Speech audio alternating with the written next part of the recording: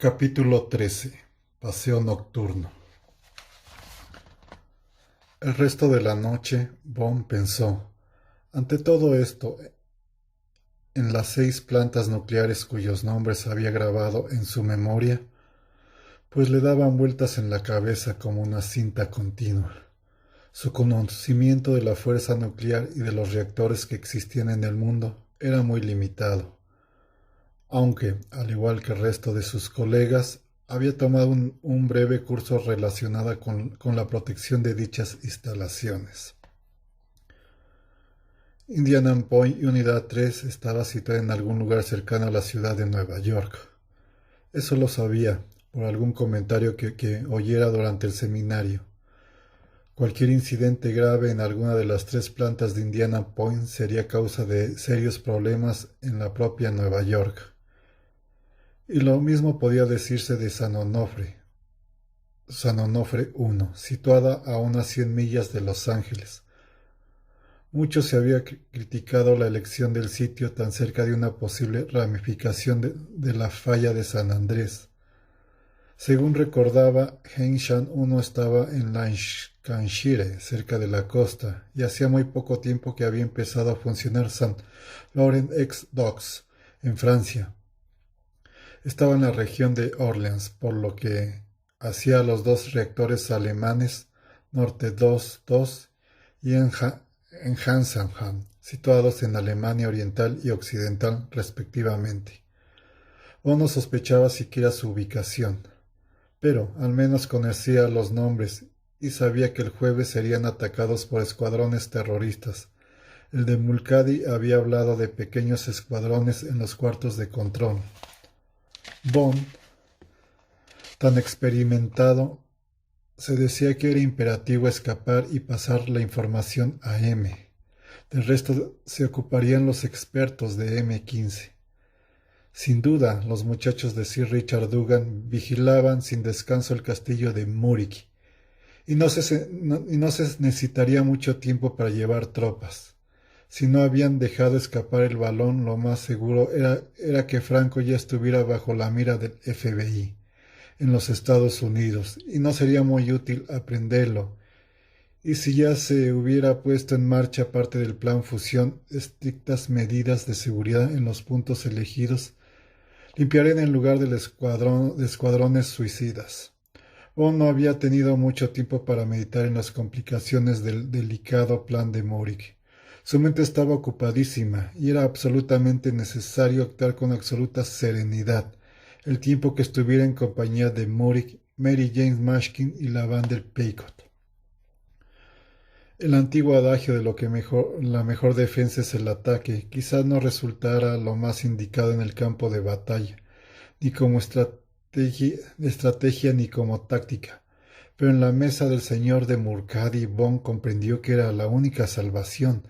Bond llevó la plática a su tema favorito, el golf, y se apoderó de la palabra relatando a sus compañeros de mesa los divertidos incidentes de una partida que jugara recientemente. En realidad se trataba de una descripción bastante adornada de una partida que había jugado con Bill Tanner, y Bond decidió que convenía a los intereses del servicio hacer burla del jefe de Estado Mayor de M. Incluso Murick pareció divertirse con su largo relato, y Bond se había metido a tal punto en su cuento que cuando las señoras abandonaron la mesa, tuvo que hacer un esfuerzo para volver a la realidad de Anton Murick sentado frente a él. No hubo mucha convención entre los 2 nombres, excepto una clara advertencia del anfitrión, quien obviamente consideraba haber dicho demasiado acerca de los planes. Cuando finalmente se levantaron, apoyó una mano en el brazo de Bond y le dijo: «Manténgase alerta», y obviamente se trataba de una orden. «Es probable que nos marchemos de aquí mañana o pasado mañana. Deberá estar siempre a mis órdenes hasta que llegue el momento de ganarse su dinero. ¿Está claro?». Bond recordó la antigua palabra inglesa "werloga", el que falta a su palabra, convencido de que si Murick estaba decidido a faltar a la palabra dada a una banda de desesperados como eran los terroristas contratados por Franco, Había poquísimas probabilidades de que Bond, si realmente fuera un mercenario que matara por contrato, llegara a cobrar los famosos honorarios. Sin duda la muerte de Franco sería seguida por la del propio Bond, a pesar de lo que Murray dijera acerca de sus buenas intenciones. Cuando se despidió de Murray y de las dos mujeres para retirarse a su habitación, Bond se sintió alentado por la mirada breve y expresiva que le dedicó Lavender, pues supuso que la joven acudiría a su habitación en cuanto el castillo quedara dormido. De regreso en el cuarto de huéspedes del ala este, Bond escuchó el ligero golpecito del pestillo electrónico que se produjo. Una vez cerrada la puerta, Murray no era un hombre que se arriesgara y cuando la Lavender entrara procedería con extraordinaria precaución. Empezó a actuar con rapidez. En la maleta grande empacó solo los elementos esenciales y algunas ropas, y luego desplegó en la cama el resto de lo que iba a necesitar: el dungil falso, la pluma para señales de alarma, que se proponía utilizar a fin de poner a M sobre aviso, una vez que se dejara las inmediaciones del castillo de Múrich, y un pequeño objeto plano que parecía el control remoto de un aparato de televisión. Este último objeto lo puso junto a las llaves del auto. Llegando el momento, la velocidad sería factor esencial, como le hubiera gustado tener a la mano su Browning. El estar armado le habría ayudado a sentirse más seguro, pues a la clara luz de la lógica sabía que en ese lugar no podía ni debía confiar en nadie, ni siquiera en Lavender, Picot. Sin embargo, por lo que se refería al 007 había concluido su tarea. Tenía ya los datos básicos y se disponía a transmitirlos. Quizá el SAT tuviera que librar un duelo, pero si le ayudaba la suerte, y si Lavender era la clase de chica que se suponía en cuestión de horas, M tenía una unidad especial, quizá el SAE, abriéndose paso en el castillo. Para terminar, Bond extendió sobre la cama un par de pantalones oscuros y un suéter negro, con un cuello de tortuga, así como el par de mocasines de color más neutro que poseía. Luego, una vez que dejó cerca de la puerta los 3 balines de acero que se había robado en la sala de control de Múrich, se duchó, se vistió las ropas oscuras, se tendió en el centro de descanso y encendió un cigarrillo. Junto a su mano derecha estaba la última pieza de su equipo, una ancha tira de grueso plástico, una de las muchas chucherías que le proporcionara la amable quieta. El tiempo transcurría con lentitud, y Bond se dedicó a ordenar las restantes piezas del rompecabezas fusión. Si no lograba salir, convenía tener un diagrama mental en las operaciones. Los pequeños escuadrones suicidas se apoderarían de 6 estaciones de energía nuclear. Múrich había hecho hincapié en que se trataba de pequeños escuadrones y de que se apoderarían de las salas de control. Esto significaba probablemente que Anton Múrich, aprovechando sus muchos contactos con las jerarquías de la fuerza nuclear de todo el mundo, se había procurado identificaciones y pases para los grupos de terroristas. Por lo que Bond sabía que las estaciones de energía nuclear, los cuartos de control, eran autosuficientes y podían aislarse del resto del mundo. Con un grupo de individuos temerarios y decididos encerrados allí, la situación tenía que estar preñada de tensión y de peligro. En el caso de fusión se pusieron en marcha aún cuando acudieron tropas y escuadrones de policías a las 6 plantas. Se necesitaría tiempo para abrirse paso hasta aquellos cuartos verdaderas bóvedas de seguridad. Además, a las autoridades les repugnaría precipitar los acontecimientos, sobre todo si sabían que los terroristas estaban dispuestos a morir y a arrastrar con ellos a muchísima gente, ya que cortarían los sistemas de enfriamiento de los núcleos atómicos. Era lógico suponer que Anton Múrich planearía sus demandas al iniciarse la acción. Por lo poco que había dicho, Bond suponía que exigiría dinero o artículos de valor y fáciles de convertir en dinero. La cantidad de dinero sería enorme, sin duda, y si Múrich era tan astuto como parecía, fijaría un límite de tiempo mínimo por mucho que los gobiernos de los Estados Unidos, Gran Bretaña, Francia y Alemania hubieran afirmado que jamás cederían al chantaje del terrorismo. Fusión los pondría ante el más grave dilema que jamás se había visto. Tratándose de rehenes, aviones, embajadas, los gobiernos podían darse el lujo de arriesgarse a guardar, entablar el diálogo y buscar una salida, pero si llegara a presentarse una situación como esta, no les quedaría ninguna alternativa. Los rehenes serían grandes extorsiones de terrenos, ciudades, mares, ríos y millones de personas, todos amenazados por una mortal contaminación que sería devastadora y que incluso podría alterar durante décadas el curso del mundo. Ponce dijo que aquello era lo único que en materia de chantaje. Ponce dijo que aquello era lo último en materia de chantaje, peor incluso que la amenaza de una bomba atómica oculta en el corazón de alguna gran ciudad, porque esta amenaza muy real significaba técnicamente al menos que 6 núcleos atómicos. Iban no solo a destruir sus 6 instalaciones, a diseminar sus haces radiactivas sobre grandes extensiones, sino también a ondear su camino, acumulando calor todo el tiempo, a través de la Tierra misma, y tal vez se produjeran expulsiones radiactivas en otros lugares, además del punto de salida. Anton Murik era un perfeccionista, sin duda. Había calculado cada paso hasta en lo más mínimos detalles, desde la toma de los cuartos de control por los escuadrones terroristas, la presentación de sus demandas hasta el cobro del rescate y el punto en que Bonn lo libraría de Franco, y él a su vez se libraría de Bonn. Pero quedaba pendiente un factor que Morik no había tomado en cuenta, la circunstancia en que Bond pensaba ya antes, o sea que la inestabilidad, la incertidumbre y el afán de sacrificio propio de todo grupo terrorista sometido a presión. Fue en este pensamiento por encima de todo lo que afirmó a Bond en su decisión de escapar y avisarme lo antes posible. Era casi la 1 de la madrugada cuando escuchó el clic de la cerradura electrónica. Bond saltó de la cama con la agilidad de un gato, llevando en una mano la tira de plástico y en la otra los 3 balines. Jaló suavemente la puerta para permitir la entrada a la Bender. Después de recomendarle silencio, con un ademán introdujo un balín en cada uno de los orificios tubulares, donde se alojaban los pestillos, y los empujó delicadamente de manera que los valeros rodaron hasta el extremo de los respectivos orificios.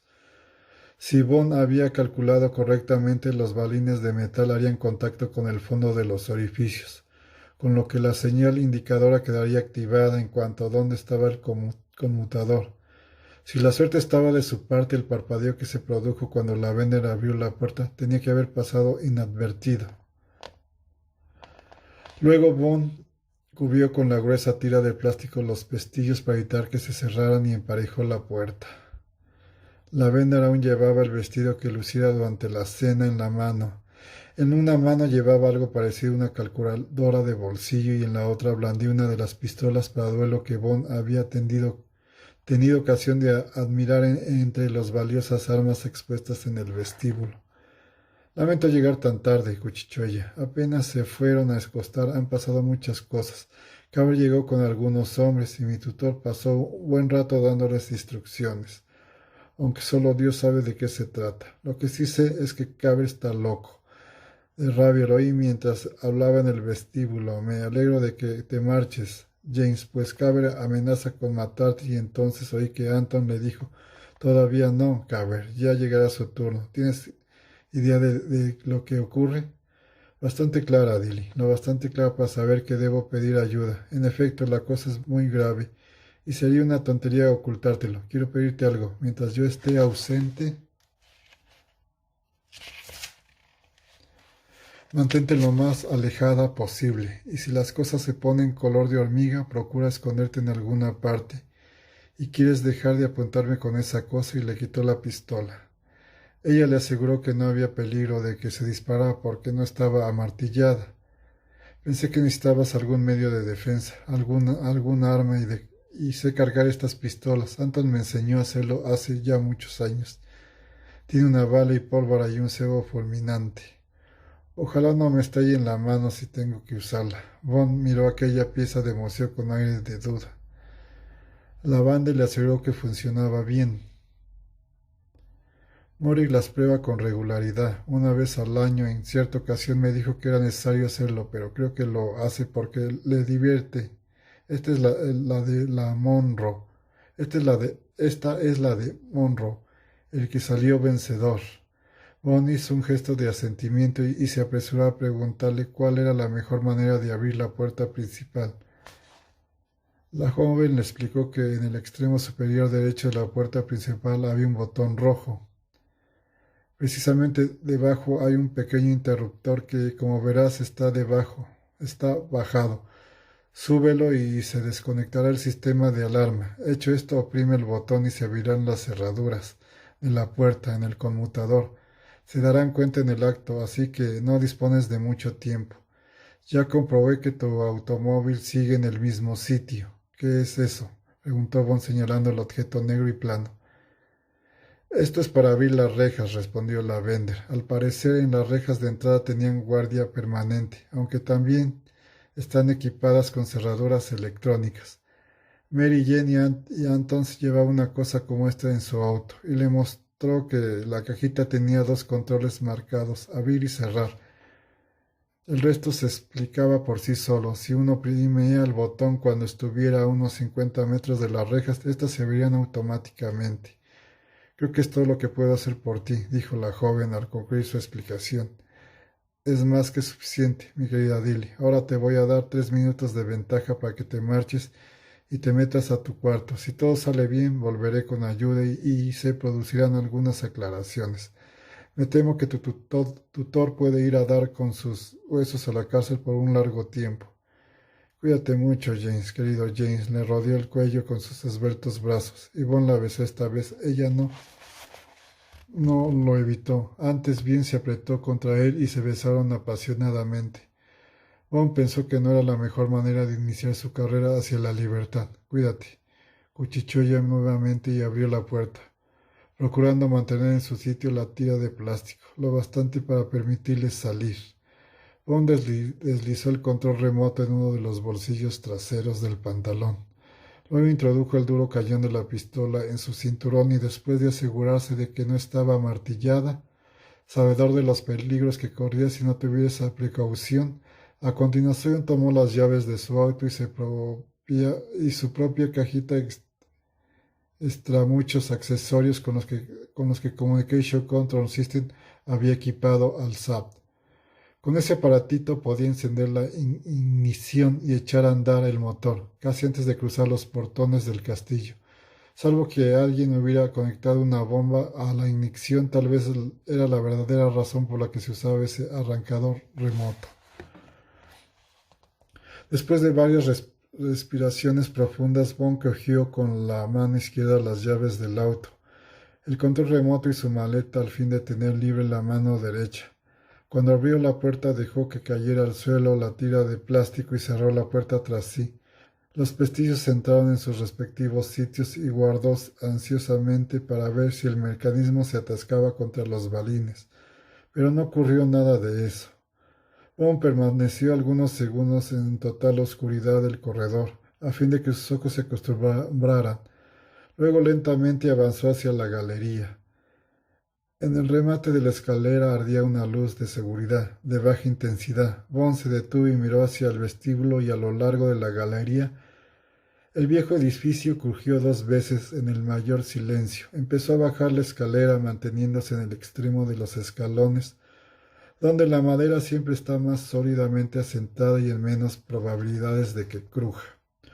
Una vez que llegó al vestíbulo, sintió el deseo muy natural de obrar deprisa y la abrumadora necesidad de acabar con aquello.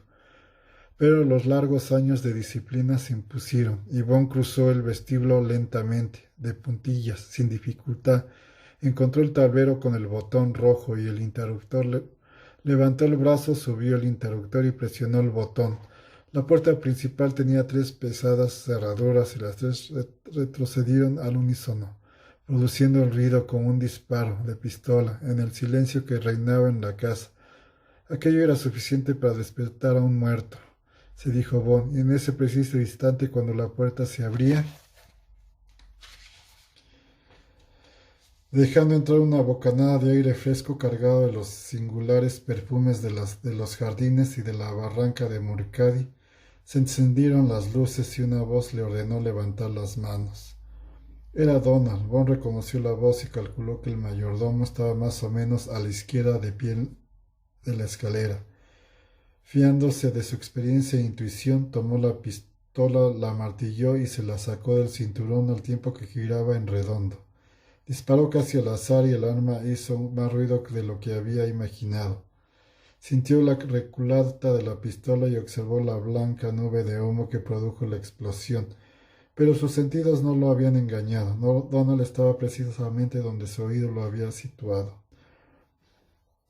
Se escuchó el ruido de una pistola al caer en el suelo, mientras el mayordomo giraba apretándose el hombro destrozado por la bala, quejándose en una voz aguda semejante a la de un animal aterrado.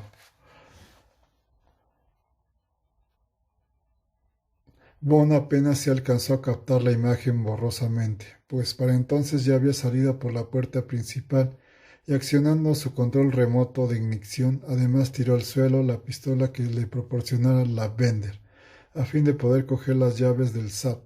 Tuvo la impresión de que se encendían las luces y de figuras que llegaban corriendo procedentes de los prados cerca de la senda de grava, en el momento en que el motor de su automóvil empezó a funcionar. Arrastrando casi el maletín, Bond emprendió la carrera en dirección al vehículo. El motor ronroneaba dulcemente en el instante en que introdujo la llave de la cerradura. La hizo girar y la sacó en el momento de abrir la portezuela, arrojando el maletín en el asiento posterior. Se deslizó tras el volante cerrando la puerta de golpe y bajando el seguro. El clic del seguro coincidió con la acción de una de las sombras que se arrojó sobre el auto. Había llegado el momento de poner a prueba los accesorios especiales instalados por el CCS. Actuando con rapidez, Bond abrió los dos compartimientos ocultos, arrojó la Browning sobre la repisa que formaban el tablero de instrumentos y tomó su otro juego de gafas Ninfinder.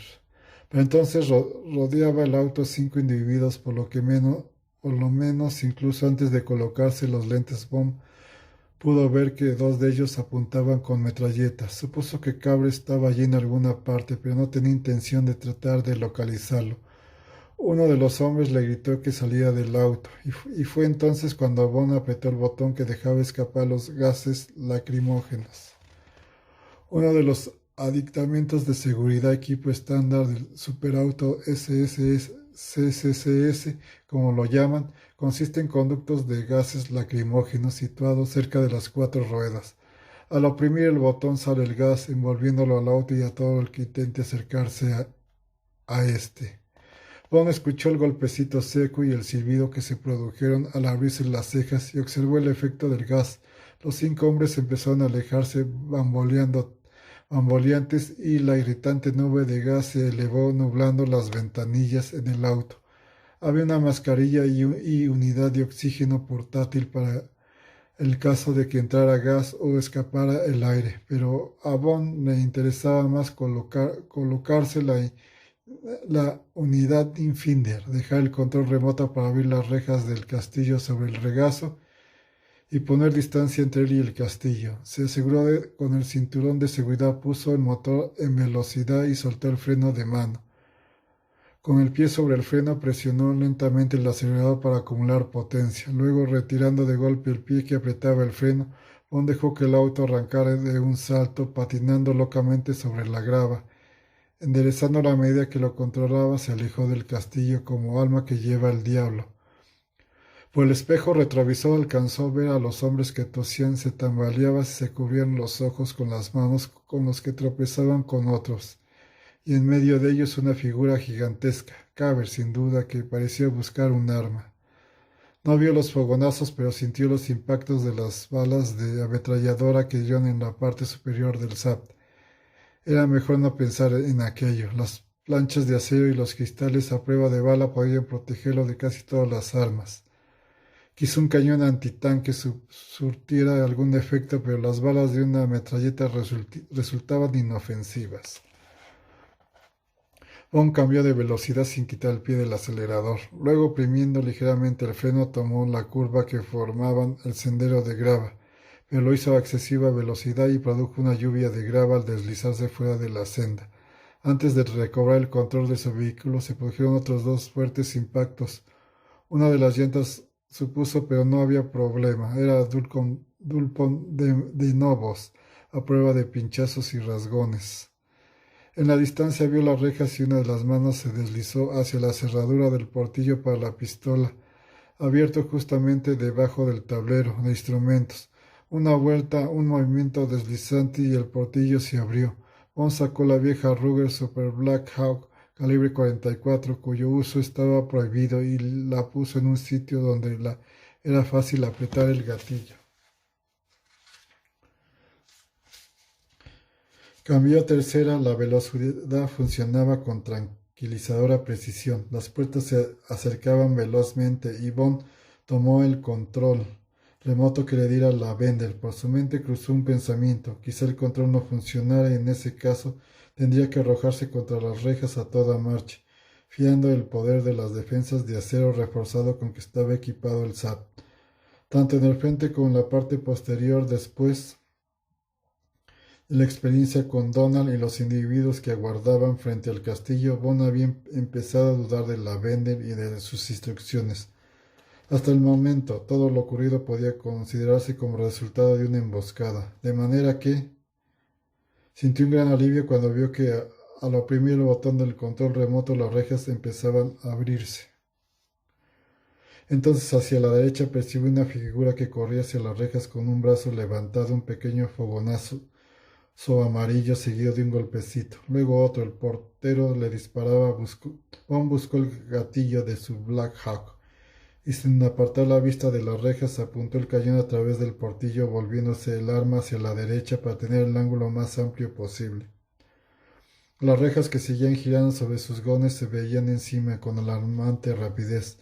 Bond hizo 3 disparos seguidos y el ruido y el olor de la pólvora llenaron el interior del auto y le golpearon los tímpanos. Para entonces la figura del portero ya no estaba a la vista, pero las rejas que se abrían con pasmosa lentitud ya estaban encima de él. Sintió cómo rozaban ambos costados de su auto. Se produjo un largo ruido metálico y se vio libre. Cambiando de nuevo la velocidad, se lanzó por la senda pavimentada que se alejaba del castillo. El velocímetro indicaba que corría bastante más de 85 millas por hora. No había luna, pero gracias al Ninfinder podía verlo todo con claridad. No tardaría en salir del sendero pavimentado y tomar el camino más ancho que llevaba a la aldea. Bond consideró que había llegado el momento de enviar alguna advertencia. M metió la mano en el bolsillo para sacar la pluma para señales de alarma. Al principio pensó que se había ido al fondo del bolsillo, pues le había tocado varias veces cerciorarse de que la llevaba. Transcurrieron más de 30 segundos hasta que comprendió que lo había perdido. Quizás se había caído a las puertas del castillo o estaba en el piso del SAP o en el asiento.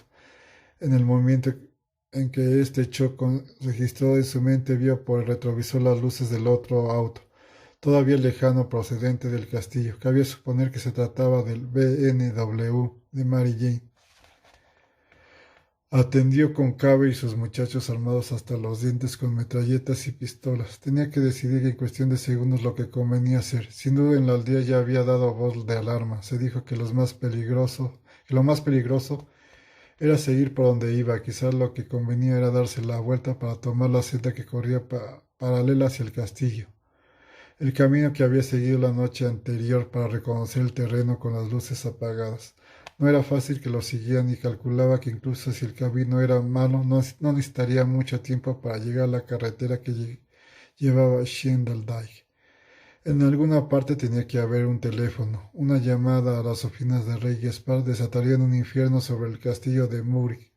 En muy corto tiempo.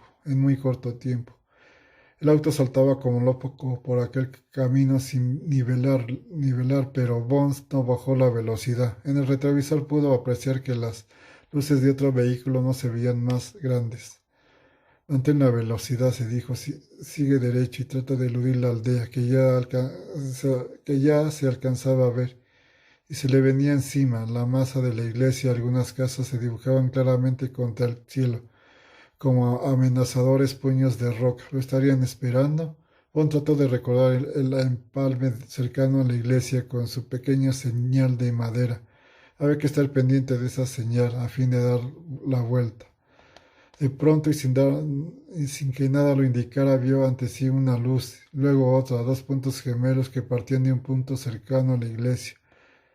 El comité de recepción, los faros temblaron y luego fijaron su rayo en el sable. Como luces en el teatro seguían la pantomima del rey en los demonios.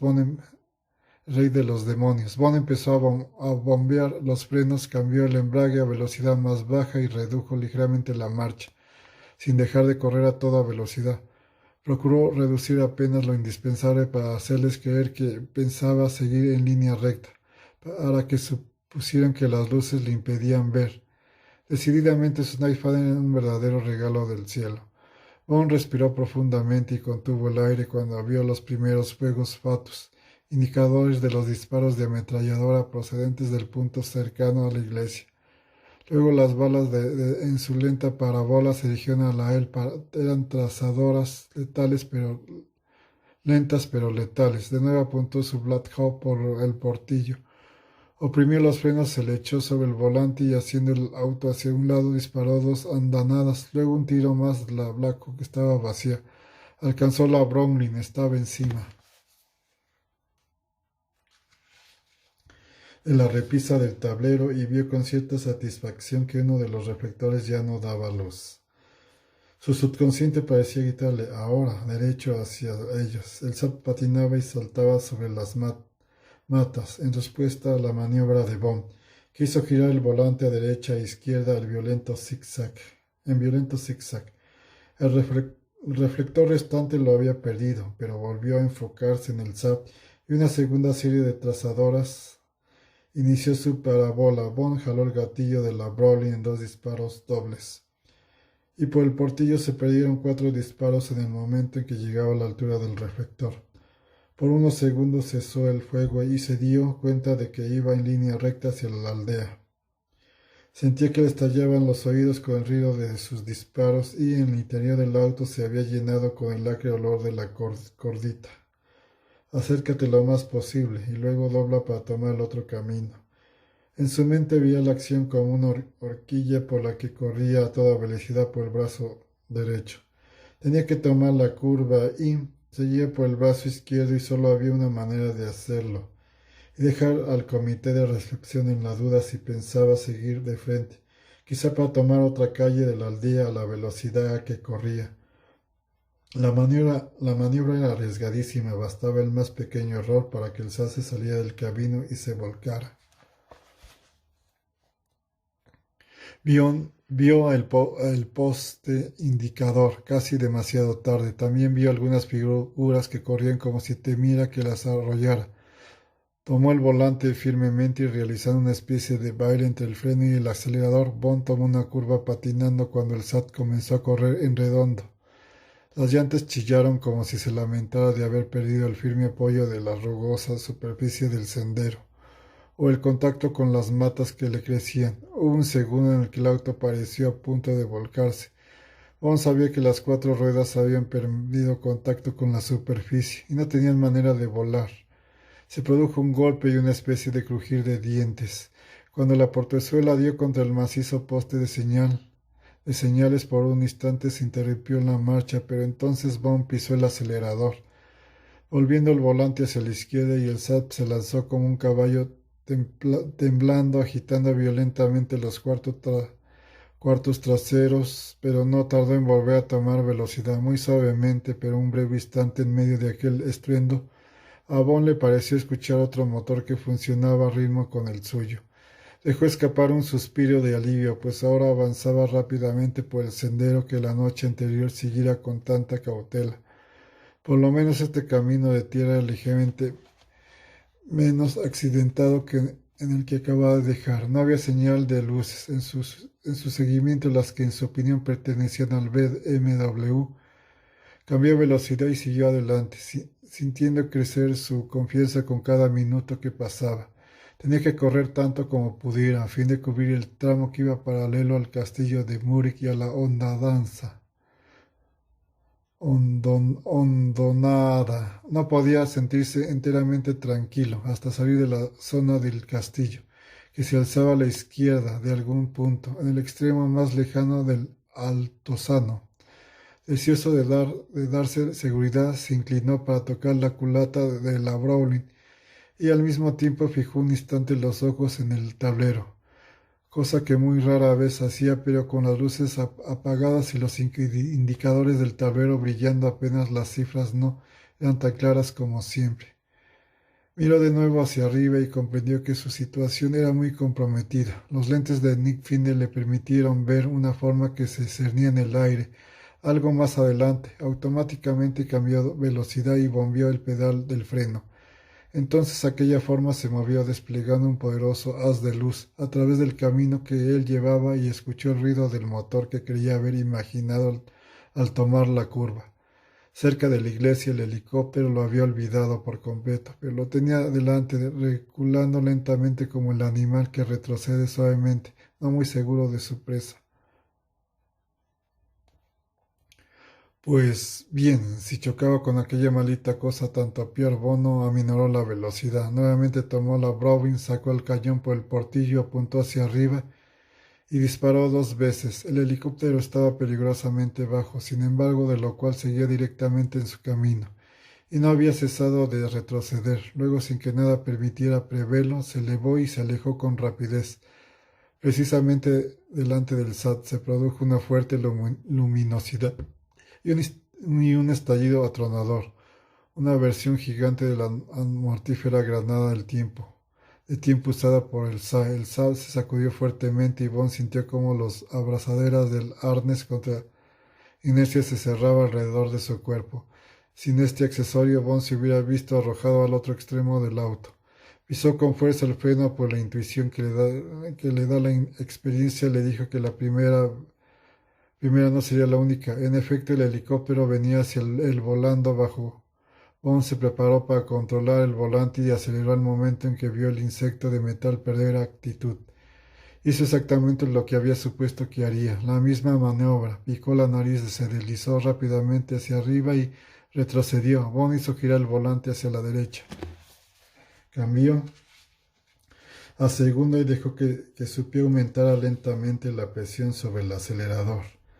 El SAP cambió de curso y se salió del camino hacia la derecha, en el preciso instante en que estallaba la segunda granada. Su mente empezaba a ocuparse de la estrategia que debería emplear en su duelo con el helicóptero, cuando la nariz del SAP empezó a levantarse, con la horripilante claridad de un sueño sobre la que no tenemos dominio alguno. Bond comprendió lo que había ocurrido. Había sido lo bastante estúpido para hacer exactamente lo que pretendían sus enemigos del helicóptero.